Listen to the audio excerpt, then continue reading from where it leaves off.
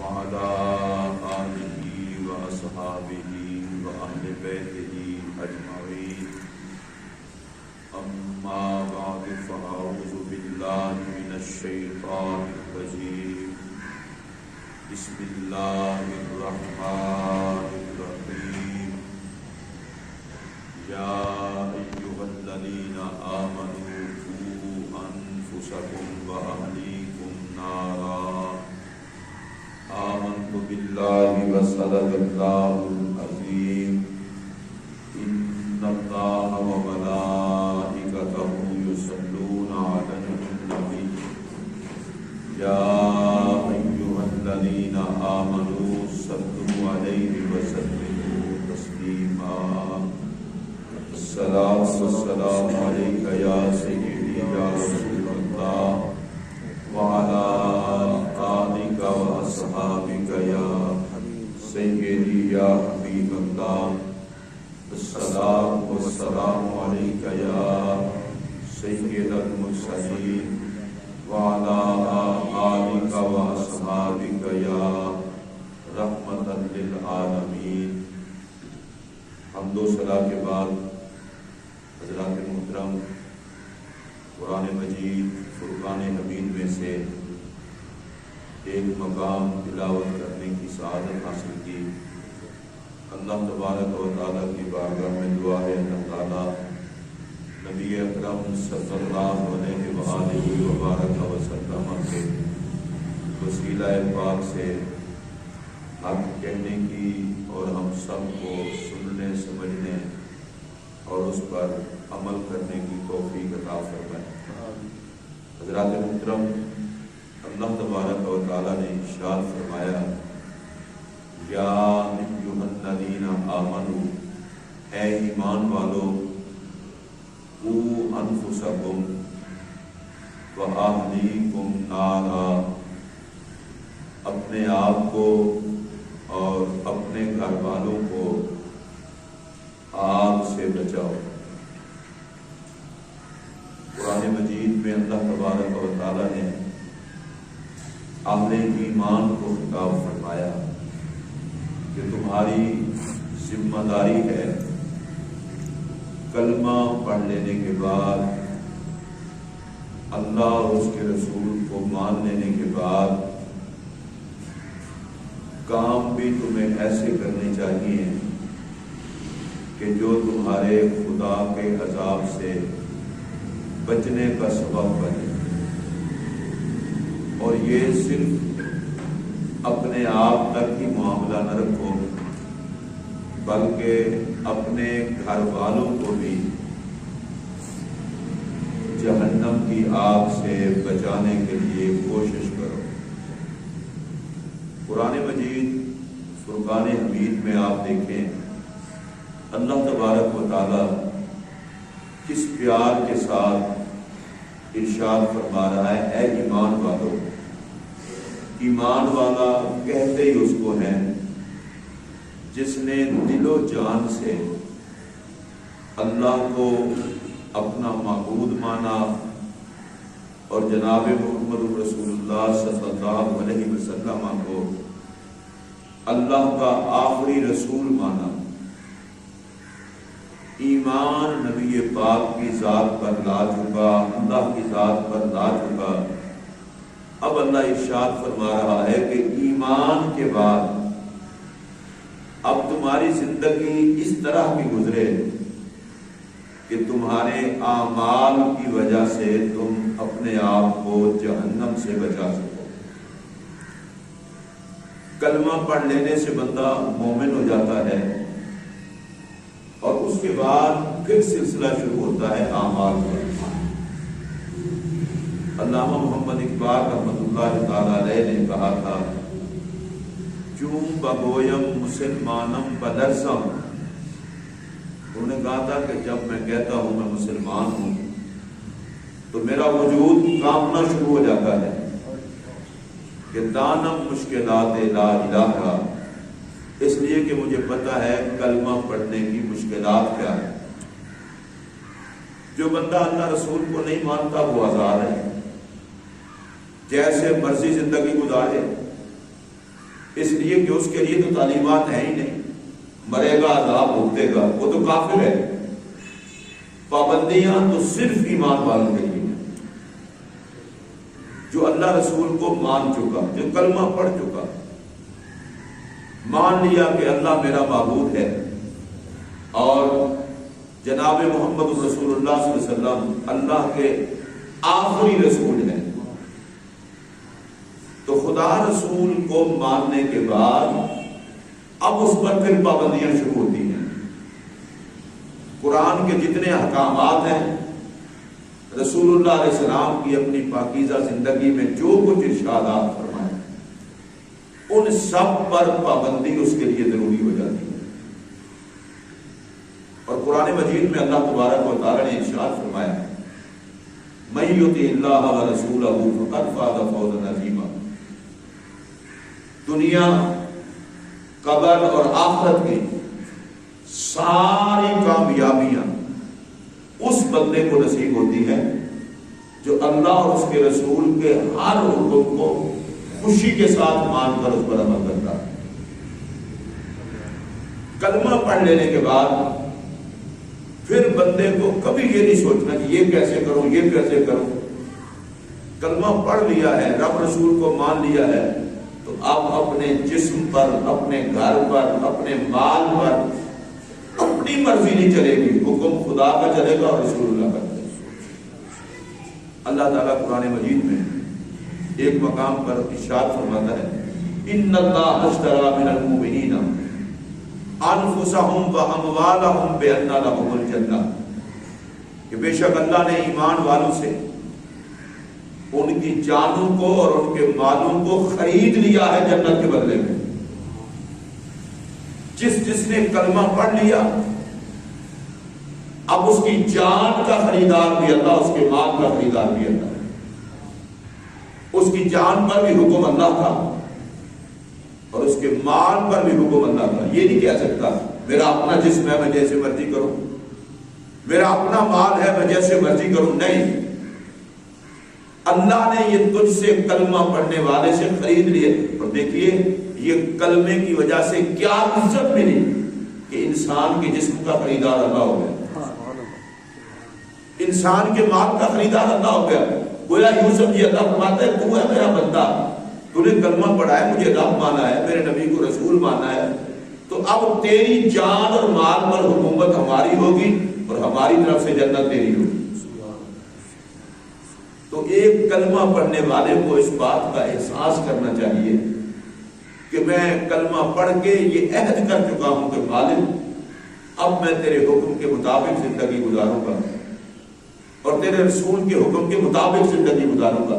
غلطی یہ ہوتی ہے کہ ہم مومن کہلا کر پھر احکامات کا خیال نہیں کرتے، اور نبی اکرم صلی اللہ علیہ وسلم نے واضح طور پر ارشاد فرما دیا، اور میں لا یؤمن احدکم، تم میں سے کوئی بندہ اس وقت تک مومن نہیں ہو سکتا حتیٰ یکون ہواہ تبعا لما جئت بہ، یہاں تک کہ اس کی ساری خواہشات میری شریعت کے تابع نہ ہو جائیں۔ کلمہ کا دعویٰ کرنے والا، مومن کہلانے والا، اب اس کو یہ دیکھنا پڑے گا، ایک طرف اس کی خواہشات ہیں اور ایک طرف اللہ رسول کا حکم ہے۔ تو میرے آقا فرماتے ہیں مومن وہ ہے جو خواہش کو چھوڑ دے گا، اللہ رسول کے حکم پر عمل کرے گا۔ اچھا، ہم اکثر نبی پاک علیہ السلام کی یہ حدیث پڑھتے بھی ہیں اور لکھی ہوئی بھی دیکھتے ہیں، سنتے بھی ہیں، لیکن کبھی غور نہیں کرتے۔ نبی پاک علیہ السلام نے فرمایا لا یؤمن احدکم حتی اکون احب الیہ من والدہ وولدہ والناس اجمعین، او کما قال۔ سرکار نے فرمایا تم میں سے کوئی بندہ اس وقت تک مومن نہیں ہو سکتا جب تک کہ میری ذات اسے، اس کے ماں باپ، اس کی اولاد اور ساری کائنات انسانیت سے زیادہ پیاری نہ ہو۔ اولاد سے زیادہ محبت رسول سے، ماں باپ سے زیادہ محبت رسول اللہ سے، اور کائنات کے ہر انسان سے زیادہ محبت رسول اللہ سے۔ حضرت سیدنا عمر فاروق اعظم رضی اللہ عنہ بارگاہ رسالت میں حاضر ہوئے۔ ظاہر ہے نبی پاک کی صحبت میں ان کا ظاہر اور باطن مزین و منور تھا، بات سیدھی کرتے تھے. سرکار کی بارگاہ میں حاضر ہوئے، عرض کی یا رسول اللہ صلی اللہ علیہ وسلم، میں آپ کو کائنات کی ہر چیز سے زیادہ پیار کرتا ہوں، صرف اپنی جان سے کے علاوہ. جان مجھے بہت پیاری ہے. نبی پاک علیہ السلام نے فرمایا اللہ، اے عمر پہ ابھی ایمان مکمل نہیں ہوا. سرکار فاروق اعظم کے سینے پر حضور نے ہاتھ پھیرا، یوں ہاتھ مارا تو فوراً عرض کی یا رسول اللہ، میں آپ کو اپنی جان سے بھی زیادہ پیار کرتا ہوں. سرکار نے فرمایا ایمان اب مکمل ہوا ہے. اچھا یہ ہم پڑھتے ہیں، سنتے ہیں اور غور نہیں کرتے. ماں باپ سے زیادہ پیار رسول اللہ کی ذات سے، اولاد سے زیادہ پیار رسول اللہ کی ذات سے. اچھا باقی کائنات کے لوگوں سے زیادہ پیار رسول اللہ کی ذات سے، اپنی جان سے بھی زیادہ پیار رسول اللہ کی ذات سے. اس کا مطلب کیا ہے؟ اس کا مطلب یہ ہے کہ اپنی جان میں دکھ برداشت کرنے پڑے کر لوں گا، اولاد کا دکھ برداشت کرنا پڑا کر لوں گا، ماں باپ کا دکھ برداشت کرنا پڑا کر لوں گا، اپنے نبی سے وفا کا تعلق کمزور نہیں ہونے دوں گا. اب جس بندے کا جو صاحب ایمان ہے اور ایمان والا ہے ہی وہ، جو نبی کی ذات پر کسی کو ترجیح نہ دے. اب میں پوچھتا ہوں، اگر کوئی بندہ رشوت لیتا ہے اور مجبوری اس کی یہ ہے کہ بچے پالنے ہیں، تو میں اسے پوچھتا ہوں بچے زیادہ پیارے ہیں یا نبی؟ کوئی بندہ حرام حلال کا فرق کیے بغیر جائیداد بنانے کے چکر میں ہے، گاڑی لینی ہے، کوٹھی لینی ہے، میں اس سے پوچھتا ہوں بتا جائیداد پیاری ہے یا نبی؟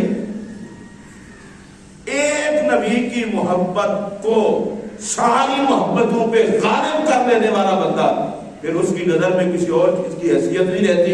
وہ تو صرف یہ کہتا ہے میرا خدا مجھ سے راضی رہے، میرا رسول مجھ سے راضی رہے.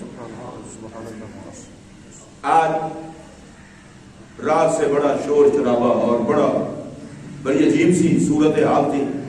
12 بجے آپ کو پتا ہوگا اچھل کود رہی تھی مخلوق. کیا ہو گیا آپ کو؟ 2021 آ گیا. اللہ کے بندے تیری زندگی کا 1 سال کم ہو گیا. وہ جو تیرے اللہ نے مہلت دی ہوئی ہے، وقت دیا، وہ اس میں سے کمی ہو گئی ہے، تو اچھل کود رہا ہے. دیکھا ہے تم نے 2020 کس طرح گزارا ہے؟ نفع میں یا نقصان میں؟ پہلے اس پر تو غور کر. اگر تو 2020 کے اوپر اور اپنی سابقہ زندگی پر تو تھوڑا سا غور کر لیتا تو اچھلتا کودتا نا، وہ تو رب سے معافی مانگتا. یہ جتنا وقت ہمارا گزرتا جا رہا ہے، ہمارے پاس مہلت کم ہوتی جا رہی ہے. ہر اٹھنے والا قدم قبر کی طرف ہے اور ہماری نگاہیں دنیا پہ ہیں. حیرانگی ہوتی ہے اس بات کی، یہ مسلمانوں کو کیا ہو گیا ہے؟ ہمیں تو یہ چاہیے تھا کہ 2020 اگر جشن عیسوی ہے، میں اس کے جشن منانے میں میں بات نہیں کر رہا. بھئی جشن گولیاں چلا کے تھوڑا ہوتا ہے، رب کی بارگاہ میں سر جھکا کے ہوتا ہے. اس طرح حیا کرتے نا لوگ کہ 12 بجے ہوتے تو سر سجدے میں جھکا ہوتا. رات کے وقت یا اللہ پچھلے سال کی غلطیوں کی معافی مانگتے ہیں، آئندہ سال کی ہمیں برکتیں عطا کر. بھائی ہم یہودی عیسائی مشرک ہندو سکھ نہیں ہیں، ہم رسول اللہ کے امتی ہیں، ہم پابند ہیں اپنے نبی کے. یہ گولیاں چلانا، یہ پٹاخے چھوڑنا، یہ کس بات کا جشن ہے بھائی؟ کیا کر لیا تم؟ حضرت معاذ بن جبل رضی اللہ تعالیٰ نبی پاک کے صحابی ہیں. اللہ کی قسم بندہ یہ بات پڑھتا ہے تو حیران ہو جاتا ہے. آپ فرماتے ہیں مومن کیسے ایسے؟ یہ تو اس وقت خوش ہوگا جب پل صراط پار کر لے گا. کہیے سبحان اللہ. یہ رسول اللہ علیہ السلام کی صحبت کے اثرات ہیں. بھئی جس نے مرنا ہو، جس نے قبر میں جانا ہو، جس نے پل صراط پہ گزرنا ہو، اس کو خوشی کس بات کی ہے؟ فرمایا خوشی تو تب ہوگی جب بندہ پل پار کر لے گا تو سمجھ لے گا اللہ نے فضل کیا ہے اور فضل کر کے ہمیں عذاب سے بچا لیا ہے اور اپنی رحمت عطا فرما دی. ایک اللہ کے ولی مرد کامل اور بزرگ کو زیارت کے لیے دوسرے بزرگ ہیں تو وہ آگے رو رہے. تو انہوں نے پوچھا آپ رو کیوں رہے؟ اللہ آپ پر کرم کرے گا، فضل فرمائے گا، کوئی بات نہیں، موت تو آنی ہے. تو ان کا جواب سنیے. فرمایا موت سے نہیں ڈر رہا، جو کچھ موت کے بعد ہوتا ہے اس کے ڈر سے یہ رو رہا ہوں۔ موت تو آنی ہے اور موت کے بعد پھر اللہ کی بارگاہ میں پیش ہو کر جواب دینا ہے، حساب دینا ہے سب کچھ کا، میں اس سے ڈر رہا ہوں۔ اور نبی پاک علیہ السلام کا کیا ارشاد گرامی ہے، سرکار نے فرمایا عقل مند بندہ وہ ہے جو اپنے آپ کو اللہ کے تابع کر کے رکھے اور مرنے کے بعد کے لیے کوئی تیاری کر لے۔ ہم نے اپنی زندگی اپنے ہاتھوں سے ہم خراب کر رہے ہیں۔ نبی پاک علیہ السلام نے اپنی امت کو واضح طور پر فرما دیا تھا، فرمایا 5 چیزوں کو 5 چیزوں سے پہلے غنیمت سمجھو اور ان سے فائدہ اٹھا لو۔ موت سے پہلے زندگی کو غنیمت سمجھ کے اس زندگی سے آخرت کی تیاری کر لو۔ سرکار نے فرمایا غربت سے پہلے دولت کو غنیمت سمجھو۔ اگر آج 4 پیسے اللہ نے دے دی ہے، دولت دے دی ہے، تو عیاشیوں میں نہ گزار، اسے راہ خدا میں خرچ کر کے اپنی آخرت بھی سنوار لے، دنیا بھی سنوار لے۔ رسول اکرم نے تو کوئی بات اپنی امت سے اوجھل نہیں رکھی۔ سرکار دو عالم علیہ السلام نے فرمایا اتقوا النار ولو بشق تمرۃ، فرمایا اپنے آپ کو جہنم کی آگ سے بچا لو اگرچہ کھجور کا ایک ٹکڑا راہ خدا میں لے گا۔ ضروری نہیں ہے کہ 50,000 لاکھ 2 لاکھ 10 لاکھ جس کو اللہ نے دیے ہیں راہ خدا میں اس سے زیادہ بھی لگائے، لیکن میرے نبی نے بتا دیا کھجور کا ایک ٹکڑا بھی اگر اللہ کے راستے میں کوئی دے دیتا ہے تو مالک اس کو بھی جہنم کی آگ سے بچا دیتا ہے۔ تو سرکار نے فرمایا کہ غنیمت سمجھو، اگر 4 پیسے آ گئے ہیں ان سے فائدہ اٹھا لو، ان کا استعمال صحیح کر لو۔ اگر استعمال صحیح نہ کیا پھر پچھتاؤ گے۔ پھر نبی پاک علیہ الصلوۃ والسلام نے فرمایا بیمار ہونے سے پہلے صحت کو غنیمت جانو۔ اللہ نے جوانی دی ہے، صحت دی ہے، نظر سلامت ہے، دماغ سلامت ہے، جسم سارا سلامت ہے، اب کرو نا خدا کی عبادت، اب کرو نا اللہ۔ جب بڑھاپا آ گیا پھر ہاتھ میں تسبیح پکڑی، آئے اب تسبیح پڑھتا ہوں سر چکراتا ہے، تو جب سر ٹھیک تھا چکراتا نہیں تھا اس وقت پڑھ لیتا نا۔ نبی پاک علیہ السلام فرماتے ہیں اللہ کو سب سے زیادہ پسند یہ بات ہے کہ کوئی جوان آدمی ہو رب کی بارگاہ میں توبہ کر رہا ہو، قوت سلامت ہے، جوانی ہے، اس جوانی کو برباد نہ کر، جس نے مالک نے دی ہے اسی کی بارگاہ میں سر جھکا کے اپنی جوانی کی عزت کر۔ سرکار نے فرمایا بڑھاپے سے پہلے، بیماری سے پہلے صحت کو غنیمت جانو، اور میرے پاک نبی علیہ السلام نے فرمایا بڑھاپے سے پہلے جوانی کو غنیمت جانو۔ کچھ کرنے جو بھی نہ رہے، اب جی چاہتا ہے کہ 5 ختم قرآن کے کروں، پڑھا 1 سپارہ نہیں جاتا،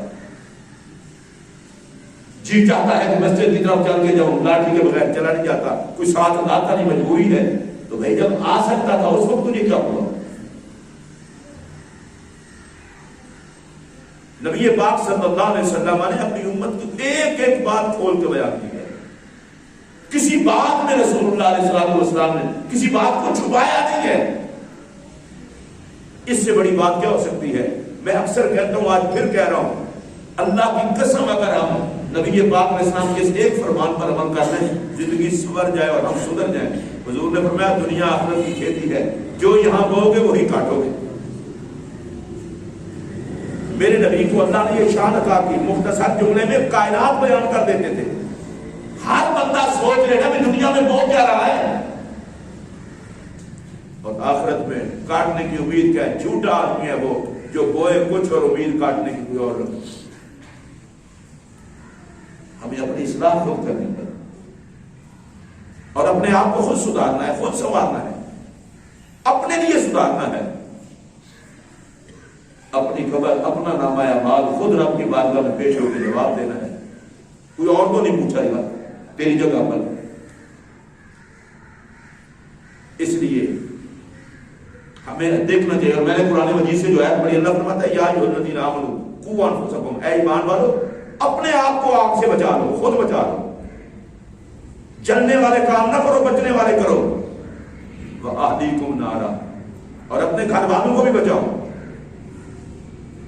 تمہارے ذمہ صرف اتنا نہیں ہے کہ گھر میں کھانے پینے کی چیزیں لا دو، کپڑے کپڑے لا دو، چھٹی نہ، گھر میں وہ ماحول پیدا کر کہ حضور کی شریعت کی اتباع کی وجہ سے تیرا گھر جنت کا ماحول بنے. ان کو ہی بچا جہنم سے.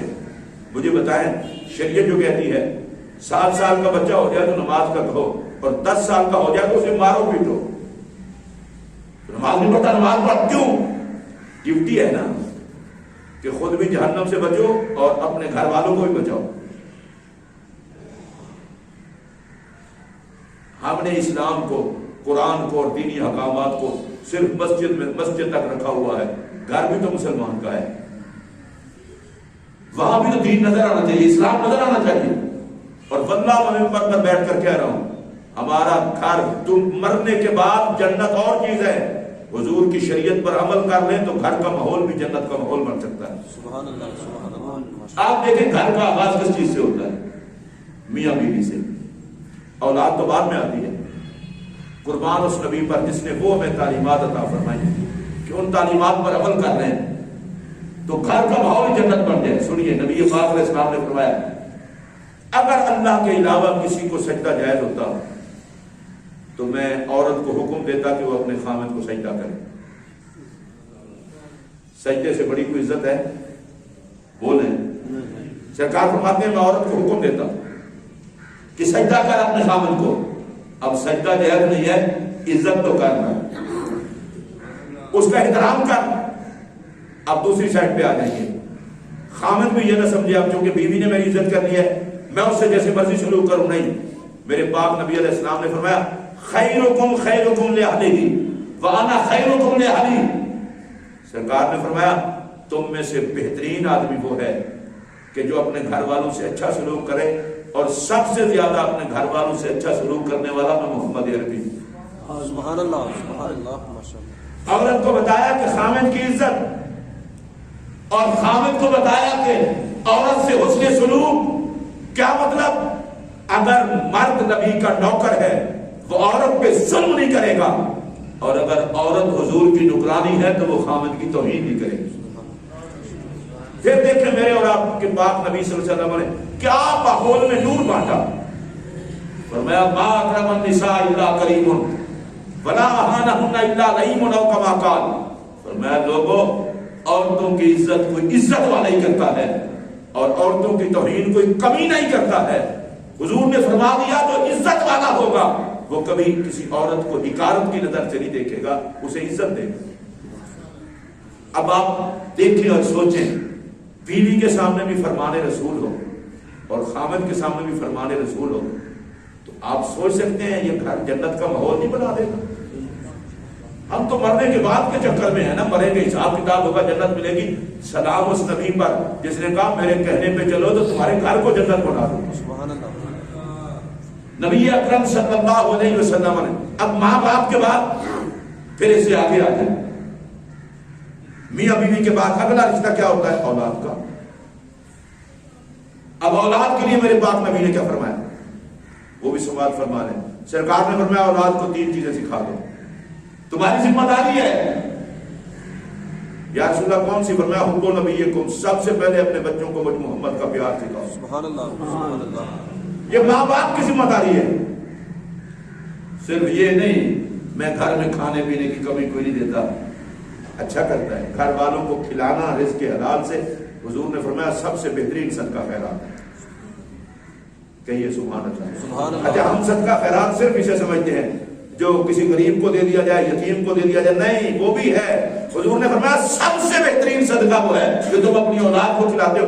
کاش یہ کمانے والے کو، کھلانے والے کو پتہ چل جائے تو اپنے بچے کو کھلا رہا ہے، اپنی بیوی کو کھلا رہا ہے، رب تجھے صدقے کا ثواب بھی ساتھ عطا فرما رہا ہے. سبحان اللہ، سبحان اللہ. کہیے سبحان اللہ، سبحان اللہ. بچے میں اپنے پالوں، ثواب مجھے رب دے.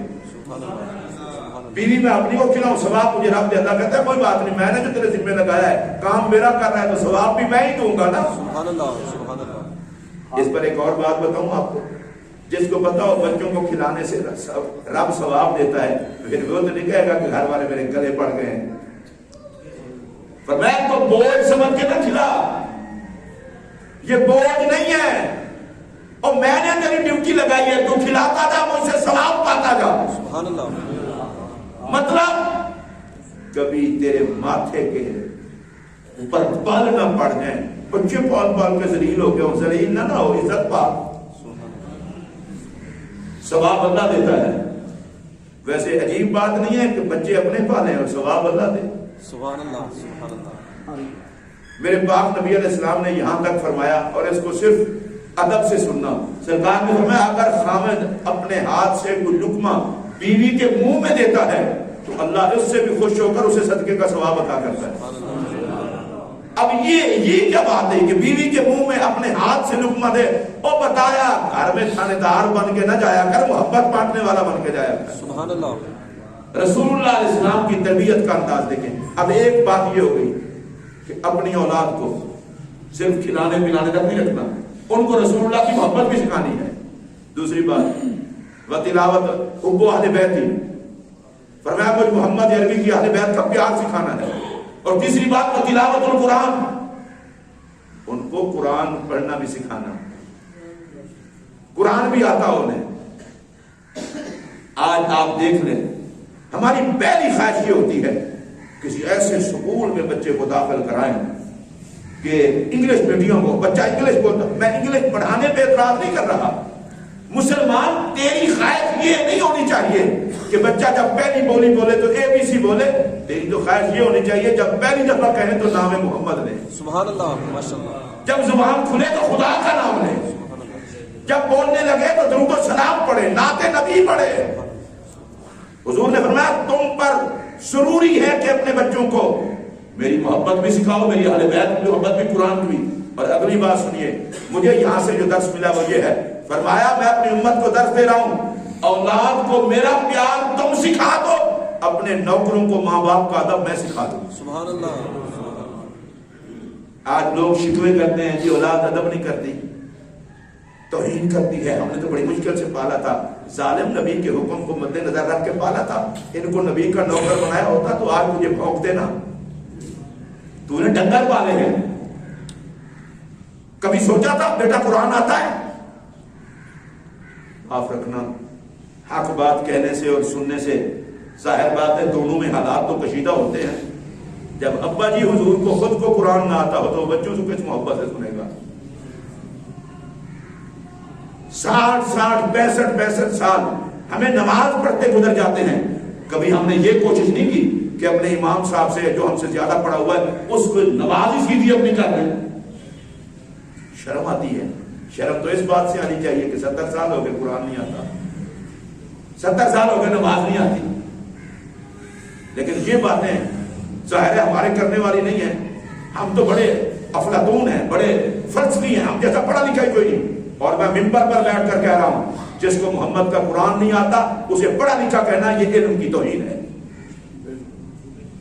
سارے کا سارا علم قرآن میں ہے، اور قرآن جس کو نہ آئے، علم میرے نبی نے تقسیم کیا ہے اور حضور نے قرآن پڑھا پڑھا کے علم تقسیم کیا ہے۔ ہماری صورتحال کیا رہ گئی ہے؟ وہ بھی اب بہت کم ہے، بس جب بندہ فوت ہونے لگے سورہ یاسین پڑھ دو اور جہنم پہ پڑھ لو، تیجے ساتھے پڑھ لو، یہ بھی کم مسلمان خوش نصیب پڑھتے ہیں۔ کافی تو کہتے ہیں جو مر گیا قرآن کی ضرورت بھی کیا ہے اس کے لیے، چھوڑو، یہ ہے مردوں کے دشمن۔ لیکن میں آپ سے پوچھنا چاہتا ہوں یہ جو مرتے وقت قرآن پڑھا جاتا ہے، مرنے کے بعد پڑھا جاتا ہے، کاش مرنے والا اسے زندگی میں پڑھ لیتا۔ میرے نبی نے تو فرمایا تھا بچوں کو قرآن کی تلاوت سکھاؤ، مطلب اور تو بڑا پاک میں ہو قرآن تجھے پہلے آتا ہو۔ ہم نے قرآن پاک سے، رسول اللہ کی ذات سے اور نبی کی شریعت سے وہ تعلق نہ رکھا۔ ہماری جتنی ذلت اور رسوائی کی وجہ ہے اس کی صرف وجہ یہ ہے کہ جو تعلیمات ہمارے آقا کی تھی ہم نے ان پر عمل نہیں کیا، ہم خود بڑے ذہین بنتے ہیں۔ رات میں حیران ہو گیا 12 بجے کے بعد، میں نے کہا یہ کوئی قیامت ہی قائم ہو گئی ہر طرف، کیا ہو گیا اس قوم کو؟ کرونا میں ڈوبی ہوئی قوم یہ جشن کر رہی ہے۔ تمہیں یہ یاد نہ ہے کہ اس سال میں کتنے چلے گئے اور اگلے میں کس کس میں جانا ہے؟ وہ ہمارے پاس تو 1 سال کم ہو گیا، ہمیں تو اس میں دیکھنا چاہیے تھا کمایا کیا گوایا کیا۔ اور جب اپنے آپ کو ہم دیکھتے تو بھائی یہ تڑڑ تڑڑ کی آوازیں نہ آتی، آنکھوں سے آنسو بہتے، یا اللہ ہمیں تو کچھ اور کرنا چاہیے تھا، ہم نے تو کچھ اور کر دیا۔ ہماری تو صورتحال یہ ہے، اس قوم کا پتہ نہیں دل کیوں سخت ہو گیا ہے، جنازہ کندھوں پر رکھ کے بھی انہیں اپنا مرنا یاد نہیں رہتا۔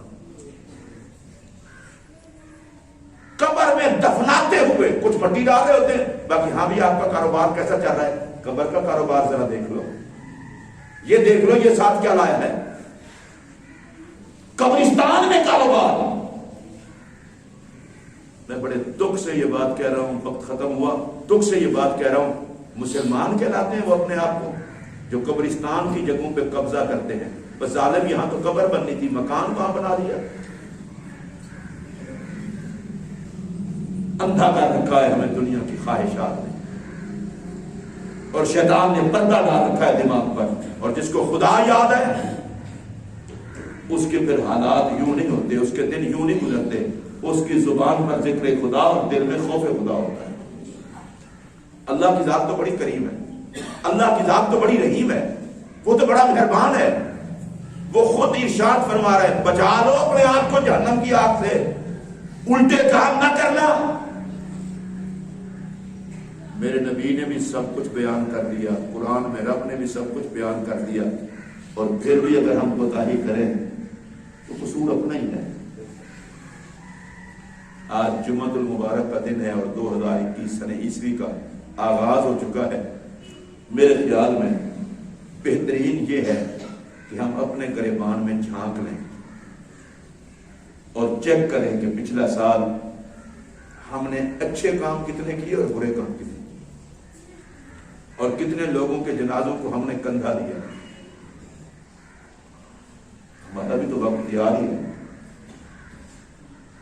گئے ہوئے سانس کا نہیں پتا، اور منصوبے دیکھ لیں۔ نبی پاک علیہ السلام کا ارشاد گرامی ہے، شیطان بندے کو یوں تباہ کرتا ہے، لمبی لمبی امیدیں لگواتا ہے، وہ کام کر لو، یہ کام کر لو، وہ کر لو، یہ کر لو، اور خوش قسمت بندہ کون سا ہوتا ہے، وہ کہتا ہے پہلے بھی اللہ سے معافی مانگ لو۔ اللہ مجھے اور آپ سب کو عمل کی توفیق عطا کرے، اور ہم سے زیادہ تو نہیں ہو سکتا یار، ایک کام تو کم از کم کر لیں، 5 وقت کی نماز کی پابندی کی عادت ڈال لیں۔ میرے نبی نے فرمایا تھا نماز کی عادت ڈال لو، ایک وقت ایسا آئے گا کہ نماز سارے برے کاموں سے بندے کو بچا لے۔ صرف 5 وقت کی نماز، کوئی تو خوف خدا والا سجدہ ہوگا جو پوری زندگی کو سنوار کے رکھ دے گا۔ رسول اللہ علیہ السلام کی بارگاہ میں ایک بندے کی شکایت کی گئی، یا رسول اللہ نمازی بڑا پکا ہے اور چبلے بھی مارتا ہے، الٹے سیدھے کام بھی کرتا ہے، پتہ ہے حضور نے کیا فرمایا، اس کو نماز پڑھنے دو، ایک نہ ایک دن ایسا آئے گا نماز اسے ساری برائیوں سے بچا لے گی۔ سبحان اللہ، سبحان اللہ۔ 5 وقت کی نماز کی عادت سارے ڈال دیں، اپنے آپ کو بھی ہم ڈالیں اور اپنے گھر والوں کو بھی ڈالیں، اپنے بچوں کو بھی۔ صبح کے ٹائم اگر اللہ اٹھنا نصیب کرتا ہے تو بچوں کو بھی ساتھ اٹھنا، وگرنہ گھر کا سربراہ قیامت کے دن جواب دہ ہوگا کہ تو نے اپنے گھرانے کو دین محمد کی طرف کیوں نہ لگایا۔ حاجی صاحب، مولوی صاحب، صوفی صاحب، صرف تیری تسبیح پہ کام نہیں چلے گا، وہ جو گھر میں تو کچھ ہو رہا تھا تو اندھا تھا، ان کا بھی جواب دینا۔ فرض بنتا ہے گھر کے سربراہ کا کہ انہیں نماز کے لیے اٹھائے، جگائے، قرآن کی تلاوت کا کہے، اور وہ پوچھے کیوں، میں نے کہا خدا رسول نے ڈیوٹی لگائی ہے، تمہاری خاطر میں اپنی قبر گردی نہیں کرنا چاہتا۔ یہ کیا بات ہوئی، ہر گھر سے ایک بندہ اگر چل بھی پڑا تو کیا چلا، باقی بھی تو مسلمان ہیں، میری مائیں، میری بہنیں، میری بیٹیاں، میرے بیٹے اور بھائی۔ اللہ ہم سب کو یا اللہ ایک ایسا وقت آئے کہ سرکار کی امت کا ہر بندہ رب کی بارگاہ میں، تیری بارگاہ میں سجدہ کرتا ہوا دکھائی دے، صرف سجدہ کرنا شروع کر دیں، ان سجدوں کی برکت سے اللہ کرم فرما دے گا، باقی اعمال بھی ٹھیک ہو جائیں گے۔ اللہ تعالیٰ 2021 کے اس عیسوی سال کو امت مسلمہ کے لیے عزت والا سال بنائے، امن والا سال بنائے، اور اہل ایمان کے لیے برکات والا سال بنائے۔ پچھلے سال جتنے ہمارے ہم سے بچھڑ چکے، اللہ ان کی قبروں پر رحمتیں نازل فرمائے۔ اللہ پاکستان کو بھی اور پوری دنیا کے رہنے والوں کو کرونا کی وبا سے نجات عطا